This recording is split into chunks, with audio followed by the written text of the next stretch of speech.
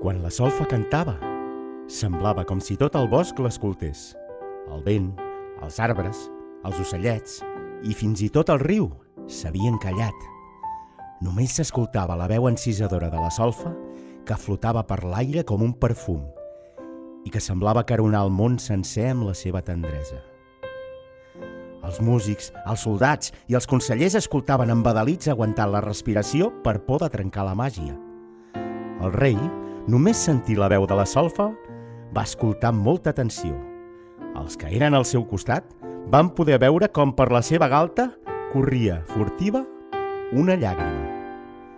Tot i que tothom sabia que estava molt trist, ningú mai no havia vist plorar el rei. Quan la cançó va acabar, ningú en tot el bosc gosava dir res, com si després d'aquell so meravellós cap d'altre mereixés trencar el silenci. Després d'uns instants, va ser el rei qui va parlar. Vull que vinguis a palau a cantar sempre per mi. El teu marit també vindrà per construir instruments pels meus músics. Així ho vull i així serà.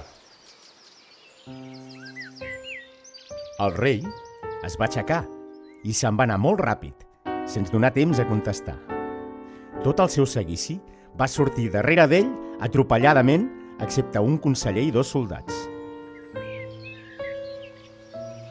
Però no pot ser! Jo he de construir els instruments amb la fusta d'aquest bosc, si no, no sonaran bé, va protestar el Hans quan es va recuperar una mica de la sorpresa. A més, el cinyol està a mig curs i no convé que canviï ara d'escola. El conseller els va dir que el cinyol no podia anar amb ells perquè a palau no hi podien entrar nens. Ordenarien a la mestra que es fes càrrec d'ell. Per molt que van queixar-se i protestar, no van aconseguir res. Les ordres del rei s'havien de complir fos com fos. I si calia, per la força, que per això estaven els soldats. I per la força va haver de ser, doncs només lligats van poder separar el Hans i la solfa del seu estimat fill. El cinyol es va quedar sol i trist. Va anar a viure amb la mestra de l'escola, que es deia Dida, i encara que se l'estimava molt, trobava molt a faltar l'amor dels seus pares. Els dies passaven tan a poc que semblava que s'enganxessin a la pell. I a la nit, el coixí sempre es mullava amb alguna llàgrima. Un dissabte, quan anava passejant cap a la casa del bosc, es va quedar parat, ja que va veure sortir fum per la xemeneia. Va córrer cap allà convençut de que eren els seus pares que havien tornat per fi. Però quan va obrir la porta es va endur un gran ensurt, doncs dins de casa seva hi havia un desconegut amb una gran barba que anava bastant brut i feia una mica de por. No tinguis por, cinyol! Soc amic del teu pare i et porto notícies seves! Aquell home li va explicar que era músic de carrer i que havia conegut el seu pare a palau. Feia molt de temps, es guanyava la vida viatjant i tocant pels pobles a canvi dels diners i el menjar que li donaven per escoltar la seva música. Cantava cançons que explicaven les coses que passaven als pobles del voltant i ho feia amb molta gràcia. Tothom volia saber les notícies que passaven al món i escoltar les seves històries, doncs era l'única manera d'estar informats que tenien en aquell país. Un dia, el rei li va ordenar que anés a palau a tocar per ell, i el Frank, que així es deia el músic, va contestar que si volia escoltar-lo, que vingués ell, doncs només tocava al carrer. La resposta del Frank va enfurismar el rei i el va fer tancar les masmorres de palau. Allà va ser on temps després va conèixer el Hans, que li va explicar que des de que havien arribat a palau, la mare del cinyol es va anar posant malalta. Cada cop tenia menys energia, no tenia gana ni son i es va anar apagant com una espelma.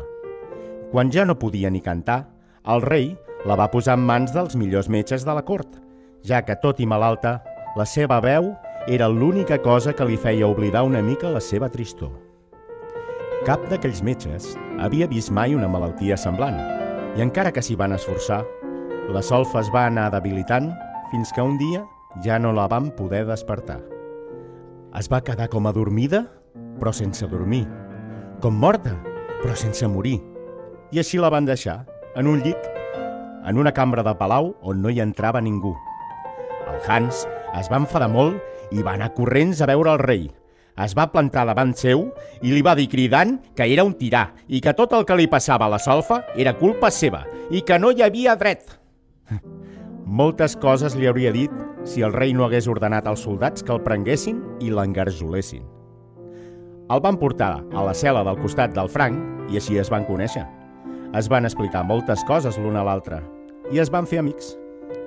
Un dia, el Frank va descobrir que un barrot de la finestra de la seva cel·la estava trencat i podria escapar-se per allà. Quan li va dir al Hans que s'escaparia, aquest li va demanar que quan sortís de la presó anés a veure el Sinyol, li expliqués el que passava i li demanés que anés a veure el vell de la cova, que era un home que tenia remeis per tots els mals, per demanar-li una cura per la solfa. Era per això que havia vingut el Frank. Per això, i perquè no tenia on amagar-se, ni tenia cap instrument per poder tocar i guanyar-se la vida. El Sinyol va donar les gràcies al Frank i li va dir que es podia quedar a la casa tant de temps com li calgués i que agafés del magatzem del seu pare l'instrument que més li agradés per poder tocar. Ell va anar a veure el vell de la cova. Quan va arribar a la cova, va trobar el vell assegut al costat d'un foc llegint un llibre molt antic.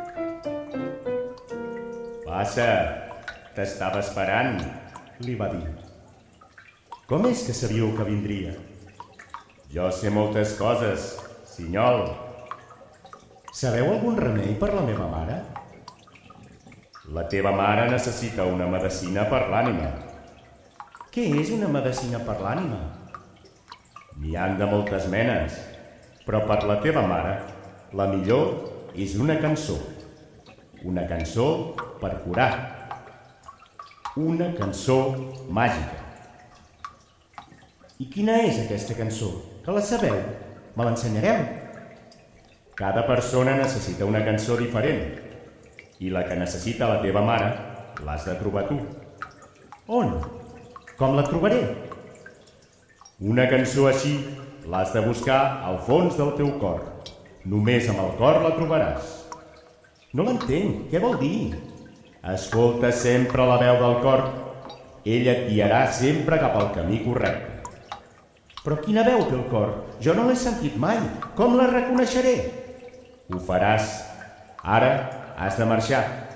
Jo ja t'he dit el que t'havia de dir. I et queda un llarg camí per davant. Adéu, Sinyol. I sort. El Sinyol es va quedar desanimat al principi, però al moment va reaccionar i va pensar que la Dida potser sabria dir-li alguna cosa, doncs la mestra era una de les persones més llestes que coneixia. Així que va sortir corrent cap a casa de la Dida. Quan hi va arribar, la va trobar fent el dinar. Va parar a la taula, com sempre feia, i quan van seure a dinar li va preguntar: «Tu saps el que és una cançó màgica?» «No, Sinyol, no ho sé. No n'he sentit a parlar mai». «I si haguessis de buscar una cançó que no coneixes, on la buscaries?» «Aniria als altres pobles. Doncs cada poble té les seves cançons. Algunes es canten a molts llocs, però d'altres només es canten a un sol poble o comarca. Per què m'ho preguntes?» El Sinyol li va explicar a la mestra tot el que li havia passat i li va dir que hauria de sortir a buscar la cançó màgica que guarís a sa mare. La Dida el va comprendre i li va dir que l'ajudaria a sortir l'endemà al matí. Aquella nit el Sinyol no va dormir gaire. Estava molt nerviós pensant en totes les aventures que l'esperaven pel camí i en com estaria la seva mare. Al matí, quan es va llevar, es trobava molt cansat. Van esmorzar en silenci i quan van acabar, la Dida li va donar la bossa i li va dir que havia arribat el moment del comiat. Al Sinyol li van començar a tremolar els ulls i mentre s'abraçava la Dida entre plors, li va dir que se l'estimava molt i li va confessar que tenia molta por de no resistir les caminades perquè es trobava molt cansat. La Dida el va besar, el va acariciar i li va dir que ella també havia pensat el mateix, però durant la nit havia recordat una cançó que havia après quan era més jove i anava d'excursió. Era una cançó especial per caminar molt sense cansar-se. I feia així.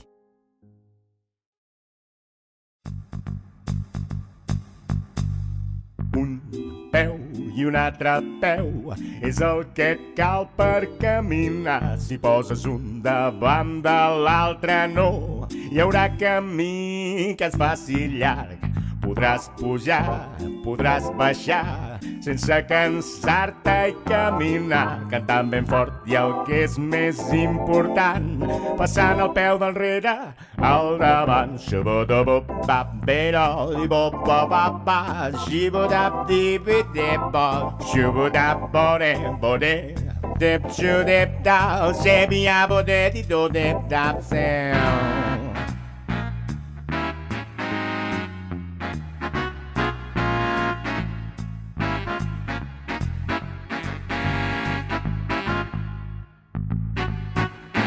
Un peu i un altre peu és el que et cal per caminar. Si poses un davant de l'altre no, hi haurà camí que et faci llarg.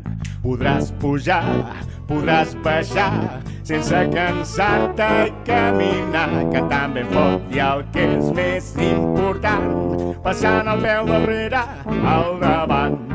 Un peu i un altre peu és el que cal per caminar. Si poses un davant de l'altre no, hi haurà camí que es faci llarg.